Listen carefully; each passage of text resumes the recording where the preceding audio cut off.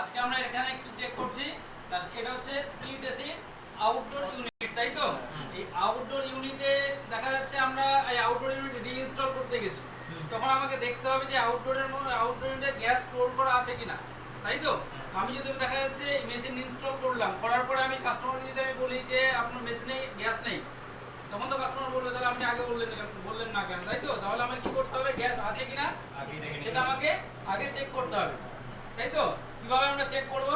দেখো এখানে যে কোয়ার্টারের যে লাইন আছে, ঠিক আছে, কোয়ার্টারের লাইনে এই দেখো আমরা হোস পাইপের সাহায্যে কি করব, মিটারের সাথে কানেক্ট করব, ঠিক আছে? এটা কম্পাউন্ড গেজ মিটার আছে, আমি কম্পাউন্ডেও করতে পারি, হাই প্রেসার গেজ মিটারেও করতে পারি, তাই তো?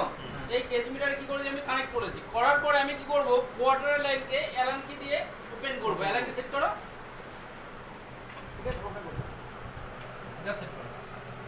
আচ্ছা, এই যে অ্যালান কি দিয়ে কি করেছে, সেট করেছে, তাই তো? সেট করার পরে এবার যখন এটাকে ওপেন করা হচ্ছে, দেখো এখানে তাহলে তাহলে এখানে দেখো আমি কত প্রেসার দেখতে পাচ্ছি, হ্যাঁ কত, এখানে প্রেসার কত এসছে, 100, এখন দাঁড়িয়ে আছে এটা 90 আছে, তাই তো? তাহলে এটা 8/22 এর গ্যাস, তাহলে বন্ধ অবস্থায় প্রেসার থাকতে হবে কত, 150 থেকে 60 এর মধ্যে, তাই তো?